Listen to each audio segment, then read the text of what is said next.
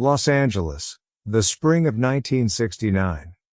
A Tuesday afternoon in a private training facility on the eastern edge of Burbank, half a mile from the Warner Brothers lot. The building had been a storage warehouse before someone had stripped it down to the concrete floor and the steel beams and the corrugated roof and turned it into the kind of space that serious people use when they want to work without being watched. It had no name. It had no sign. It had a heavy steel door on the south side that required a key, and the key had been given to 7 people. And those 7 people did not discuss the building with anyone who had not already been inside it. The floor was padded in the center and concrete at the edges. There were heavy bags along the north wall, a speed bag station near the east corner, and a set of free weights that had been there since before anyone currently using the building had arrived. The light came from 8 industrial fixtures mounted to the ceiling beams, the kind of light that makes everything look exactly as it is without any softening. On this particular Tuesday, 4 of the 7 people with keys were inside. They had been working since 1 in the afternoon. It was now 2:15. One of them had stopped working and was sitting on a wooden bench at the edge of the padded floor with a towel around his neck and a water bottle in his hand, watching the other 3 with the specific quality of attention he brought to things he was studying. His name was Chuck Norris. He was 28 years old. He was 5 feet 10 inches tall and 170 pounds, and he was the current Tang Soo Do world middleweight champion, and he had been training in martial arts for 7 years, and he had been watching Joe Louis move for the previous 4 minutes without saying anything at all. Joe Louis was 25 years old that afternoon.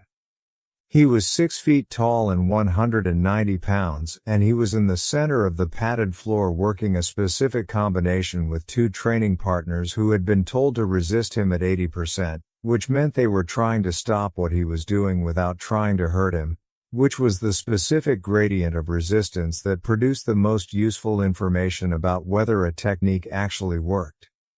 He had been working the same combination for 11 minutes. Not because he had not gotten it right. Because he had gotten it right 3 times and wanted to get it right 30 times, the number at which a movement stops being a thing you do and becomes a thing you are. He was sweating through a plain gray training shirt. He wore dark training pants and bare feet on the padded floor. He moved with the specific economy of someone who had been competing at the highest level of American karate for 4 years, and had spent those 4 years removing from his movement everything that did not contribute to the outcome. What remained was not beautiful in the way that demonstration martial arts is beautiful. It was functional in the way that a well-designed tool is functional, which is a different and more serious kind of beauty that most people do not recognize until they have been in enough rooms to know what they are looking at. Chuck Norris knew what he was looking at. He had known since the first minute. There is a specific kind of recognition that happens between serious practitioners of a physical discipline when one watches another at the highest level of what that discipline produces. It is not admiration, exactly, though admiration may be part of it. It is closer to the recognition of a language spoken fluently by someone you did not expect to speak it. The recognition that the person in front of you has access to something you have been working toward, and that watching them access it tells you something about the territory ahead that no amount of solo training could tell you. Chuck Norris had experienced this recognition 3 times in 7 years of serious training. The first time was watching a fighter in Seoul in 1965, whose footwork operated at a level that Norris had not previously understood was achievable. The second time was watching Bruce Lee move at a private demonstration in 1967. The third time was this Tuesday afternoon, watching Joe Louis work a combination on a padded floor in Burbank, and understanding within the first 60 seconds that what he was seeing was going to require his complete attention for as long as it continued. He had known since the first minute. He had stopped his own work at the 4-minute mark not because he was tired, but because watching Louis had produced in him a specific alertness, the alertness of a serious practitioner recognizing something in another practitioner's movement that demanded complete attention. He had set down his own training and picked up the towel and the water bottle and sat on the bench and watched. He had not said anything. He had not pointed. He had not leaned over to the man sitting 2 feet away from him on the bench and made an observation. He had simply watched with the full and undivided attention of someone who understood that what was happening in the center of the padded floor was worth more than whatever he had been doing before he stopped to look at it. Chuck Norris had been competing in martial arts tournaments since 1964, the year he returned from his Air Force service in Korea with a first-degree black belt in Tang Soo Do and a specific intention to find out how what he had learned measured against the best American practitioners of every serious style. He had found out systematically.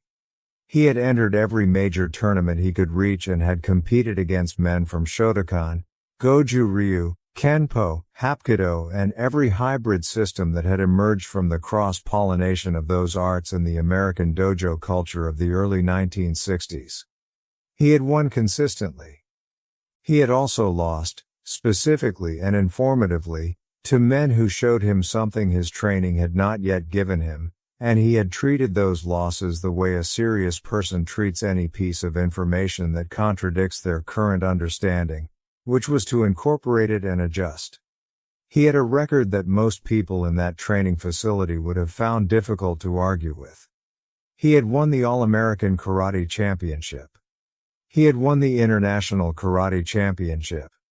He had beaten men from every serious school in America and several from outside America, and he had developed, through that process, a very precise understanding of what effective fighting movement looked like and where it came from. He had also, in the previous 3 years, developed a specific understanding of Joe Louis's movement in particular, because he had competed against Louis twice and had studied the footage of both fights with the careful attention of a man who takes the people who beat him seriously. Louis had won both fights. Both times, Norris had lost in a way that told him something specific and not entirely comfortable about the gap between what he was doing and what Louis was doing. He had spent the subsequent period trying to understand the gap. He had not closed it. But he had come to understand it with enough precision that watching Louis work in a training context produced in him the specific recognition of a man seeing the source of something he had previously only encountered the effects of. The combination Louis was working was built around a lead leg side kick that created the distance for a rear hand straight, followed by a switch kick to the body with a rear leg. It was not a combination that existed in any single martial arts curriculum. It was not something a student could find in a textbook or a syllabus or a sequence taught in a dojo. It was something that had been assembled from components drawn from different systems and tested against resisting partners until the components fit together into something that functioned as a unit rather than as 3 separate techniques executed in sequence. The distinction between those two things, 3 techniques in sequence and a combination that functions as a unit, is the distinction between students who have trained for 3 years and fighters who have competed for 4. A sequence can be interrupted between elements. A unit cannot, because each element creates the condition for the next one, and the whole thing arrives before the opponent has finished processing the first part of it. Louis had been working toward that unity for 11 minutes on this particular afternoon. He was close.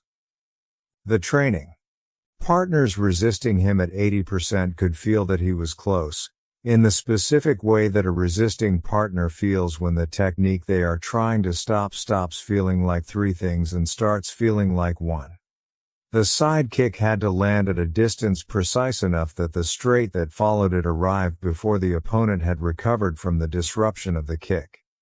The switch kick had to come from a position that did not telegraph the switch, which meant the weight transfer had to happen faster than the opponent's peripheral vision could read it. These were not things that could be faked or approximated. Either the timing was correct and the combination worked as a system, or the timing was slightly off and each element worked independently, which was a different and lesser thing. Louis was getting the timing correct. Not every repetition, but consistently enough, and correcting the errors quickly enough, That the two training partners resisting him at 80% were having increasing difficulty maintaining that percentage. The 80% was slipping. Not because they were not trying. Because what they were trying to stop was becoming harder to stop. Chuck Norris watched all of this. He watched the sidekick and the distance it created. He watched the straight and the timing of its arrival. He watched the switch and the concealment of the weight transfer. He watched the two training partners adjust and readjust and find their adjustments arriving slightly too late. He watched Lewis correct himself on the repetitions where the timing slipped and returned to the correct version within 2 or 3 attempts, which was the correction speed of a man whose nervous system had already internalized the correct version deeply enough that deviations from it were immediately legible. He watched for 4 minutes without speaking. Then the man on the bench next to him, whose name was Bob Wall and who had been training in martial arts for 6 years and had his own tournament record and his own precise understanding of what effective movement looked like, said something to Norris quietly. He said that he had been watching Lewis for 3 months and had not seen him work that combination before. He said it as an observation, not a question. Norris did not respond immediately. He watched 2 more repetitions. Then he said the thing that Bob Wall would repeat for the next 40 years in every serious conversation he had about Joe Louis and about what serious martial arts ability actually looks like when you are close enough to see it clearly. He said it quietly, in the tone of a man stating a conclusion he has arrived at through a specific process of observation and is now reporting without embellishment. Not the tone of a man paying a compliment. Not the tone of a man performing generosity toward a competitor. The tone of a man who has been watching something carefully for 4 minutes and has reached a conclusion that the watching requires him to state, because not stating it would be a form of dishonesty about what he has seen. He said that what Lewis was doing was not karate.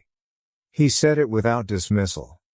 He said it the way a scientist says that a new observation does not fit the existing category, which means the category needs to be revised rather than the observation rejected.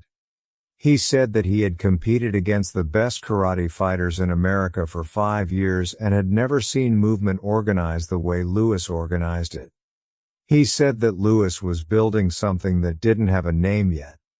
He said that whatever it was, it worked in a way that the name things did not quite work, and that the difference between the two was not small. Bob Wall looked at Norris.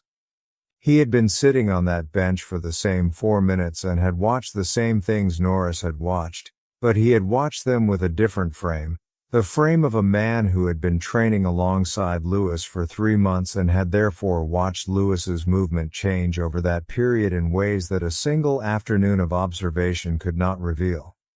He had seen the combination at an earlier stage of its development when it was still 3 separate techniques with visible gaps between them.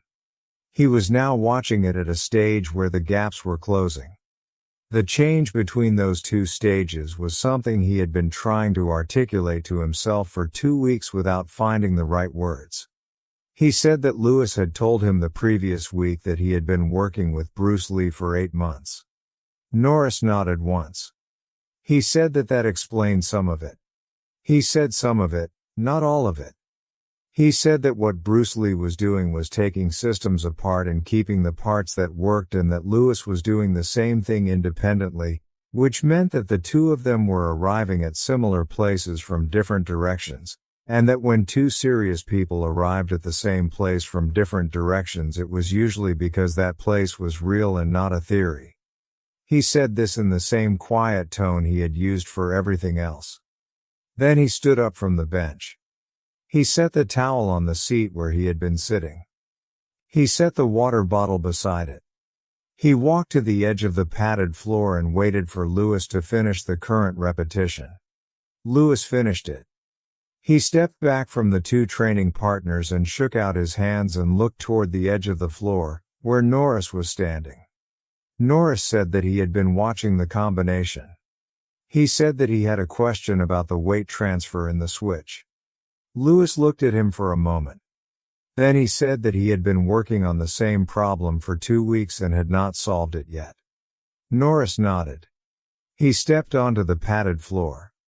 The two training partners stepped back. What followed was not a competition. It was not a demonstration.